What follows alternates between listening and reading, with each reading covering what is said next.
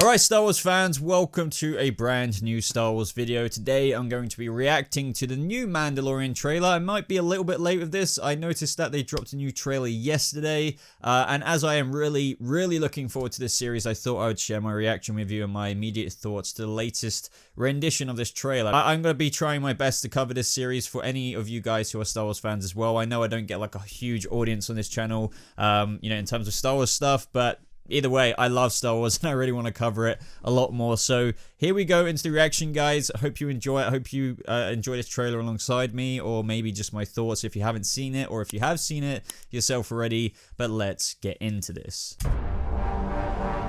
Okay. See, that's what I mean by a similar shot. We have the Mandalorian walking in. More peaceful since the revolution. It is a shame that your people suffered. Man, his armor just looks so badass. Oh man, I can't wait for this. Carbonite freezing. But bounty hunting is a complicated profession. They are capturing old Star Wars, but also in a new, innovative way at the same time. It's just, this is what modern Star Wars needs to be. They said you were the best in the parsec. The best in the parsec. Stormtroopers. Would you agree? Oh, what? Wow. I'm not normally a person who reacts this much, but when he just walked out of that door and then just shot that guy without even looking.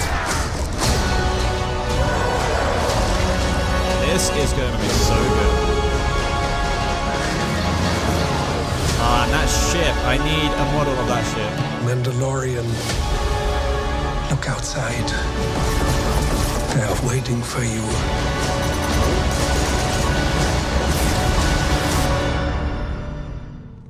Yeah? Good. Wow. That was a good trailer. That was a absolutely freaking brilliant trailer.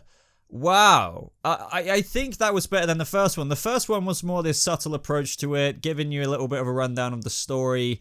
This one does that as well. Don't get me wrong, it does it as well, but this one leans more into the awe and shock factor, trying to get you into the series based on the action that they have come up with. And what I saw in this was absolutely crazy. I mean, it looks at one point, towards the end of this, he was jumping on the back of somebody's ship, maybe for a grapple hook. I can't really, let me try and find that bit again.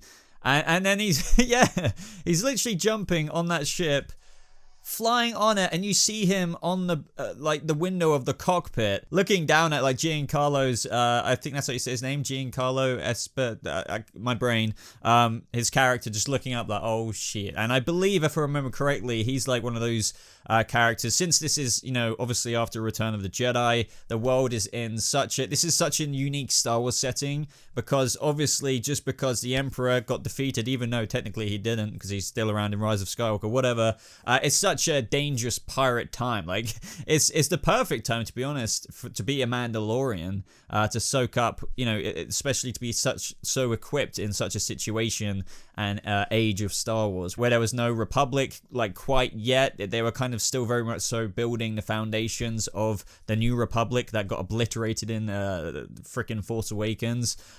So as a result of that as well, you had a lot of splintered factions coming from the Empire, and I believe that's who this character is right here, and we get another shot of him in the trailer as well. All of the other shots are just brilliant. We get a little bit of more of a peek when the Mandalorian is fighting even just stormtroopers. That scene really is just so awesome. When he walks out the door, he knows that guy's there, he shoots him, and he's just, I love it. If you couldn't tell already, I'm struggling to even articulate how excited this makes me. a TV show surrounding Star Wars is something I didn't think would happen for a very long time. I mean, this is talking years ago, and now we're getting The Mandalorian, and on top of that, Ewan McGregor's Obi-Wan series, which recently just came out and said, this is a bit of a side note, that he's known about it for 4 years. But as soon as I read that headline, I was like, well, you didn't know about the TV series, and he's, I think, clarified that now and said that obviously he's known that he'll be playing Obi-Wan again for 4 years, because originally it was meant to be a film, but after Solo failed at the box office, now it's all about the TV shows on Disney Plus, even though The Mandalorian has always been intended to be a TV show. But the aesthetic of this is just fantastic. It's very much so Star Wars. I'm not trying to say that other Star Wars properties, even in the main movies right now, don't feel that way. Of course they do.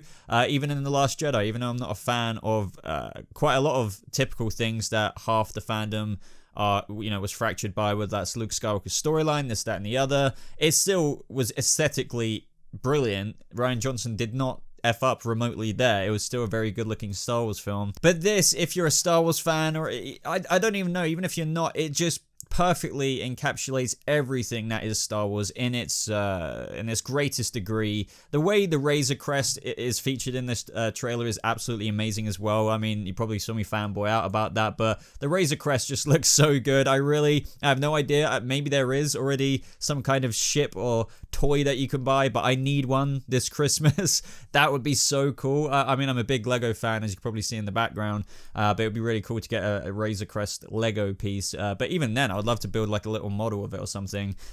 We get to see him doing quite a bit of actually bounty hunting in this trailer as well. I mean, at the very beginning, we see him, I believe that is the same person he puts in Carbonite.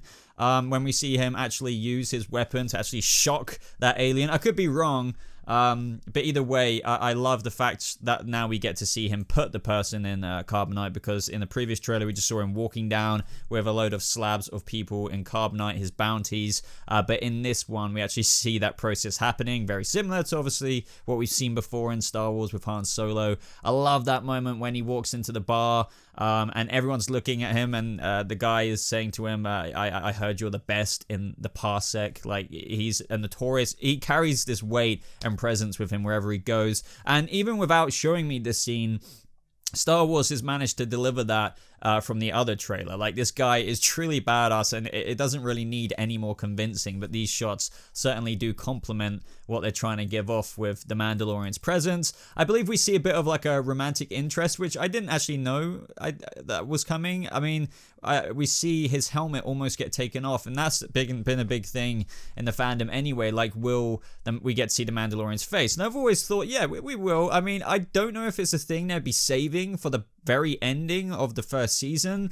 maybe, but I always thought, like, okay, just for the promo material, why not keep him in his Mandalorian gear, make him very kind of ambiguous and stuff like that, why not? But I don't think they're going to restrict us seeing him the whole time. I think that would be a shame, because I think Pedro Pascal, like, I feel like I want to see him and his facial expressions, but at the same time, I do get the appeal of this lone kind of wanderer, this ranger, even though he's, bounty hunter, but whatever, it definitely does offer an enticing element where you don't really see what he looks like. But I don't know what the news is with that. I think we will be seeing him, but maybe for the first couple of episodes, or mostly throughout the series, he'll be in his helmet. But that's interesting to even consider. I think the CG in this trailer, where he's like grappled, I think, or just grabbing onto the back of that alien, I don't even know what creature that is very smooth. I know people like to comment on CGI a lot, but from what I can tell in The Mandalorian, it looks good to me. It looks good to me. And the budget for this is absolutely gigantic. So I can definitely tell all the money that they've poured into this. There's no kind of complaints with me visually in this series. We get to see a bit more of Gina Carano's character in this, with them kind of like locking hands like that. And obviously she's going to be a part of his crew. I believe she's like an ex-Republic trooper, or like a one of those cannon kind of troopers, not shock troopers. Is it a shock trooper? I can't remember, but either way, she looks badass in this. And just that ending bit where she's like, they're waiting, that guy's like, they're waiting for you outside Mandalorian, and he's like, yeah, well, good, because he's about to mess them up. And I'm hoping that is the part where we see Gina Carano's character waiting outside with, I think, his Death Troopers squad, which is just insane. Death Troopers, I believe, were introduced in Rogue One, and absolutely awesome. They're another, I mean, we get new troops, new classes of troops all the time, but this is like the first one in a long time where I felt like, okay, these guys look pretty serious and actually a class of trooper that I care about. Even though there hasn't been too much done with them, I really hope this Mandalorian series makes them better than Stormtroopers, let's put it that way. And I think he's going to go out there, and that's when we get that massive battle with like IG-88 and everything going down there. But let me know what you thought of this trailer, guys. That's just my quick thoughts. I don't know how long this video's been. It's been a little bit, but either way, on this trailer, it wasn't exactly a breakdown, but I'm very, very excited for it. Let me know if you are excited for The Mandalorian. Let me know if you'll be watching. Let me know if you want to see my weekly breakdown of each episode. I believe, you know, it comes out November 12th on Disney+, but there's 2 episodes in that first week. I think, you know, there's obviously 1, and then I think only 2 days later is episode 2, and then it will be resuming a weekly viewing throughout all the episodes. But yeah, I am buzzing to say the least. I know I don't get a whole bunch of Star Wars views on this channel, but either way, you know, on top of this being about content that you guys want to see, I want to make content that I want to make, and Star Wars is definitely one of them. And to be honest, I'm more excited for this than I am The Rise of Skywalker. Now, maybe that's because I'm a byproduct of the fracture of The Last Jedi. I'm still a fan of the new films, but it is definitely telling when, and I know I'm not the only one who feels this way, looking at a bunch of reactions from YouTubers or just, you know, people in general breaking down Star Wars. They don't really feel like, because of, you know what I'm on about, basically. It's not like it's a total mystery, but because of one thing or another, it's kind of led in this culmination for the final film in this massive franchise, the Skywalker saga. It's like, yeah, I'm excited to see what's going on with the Emperor and stuff like that, but unfortunately, it may be a little bit too late for the buzz of the final Skywalker film. But this, on the other hand, well, I'm just excited for the future of Star Wars with stuff like this. But yeah, let me know what you thought, guys. Like this video if you did enjoy it. Subscribe for more Star Wars videos just like this. Let me know what you want to see on the channel to do with Star Wars content, maybe beyond this. Join my Discord server if you want to talk about Star Wars with me personally. But thank you so much for watching, guys. Hope you have a lovely rest of your day, and may the Force be with you always. Goodbye.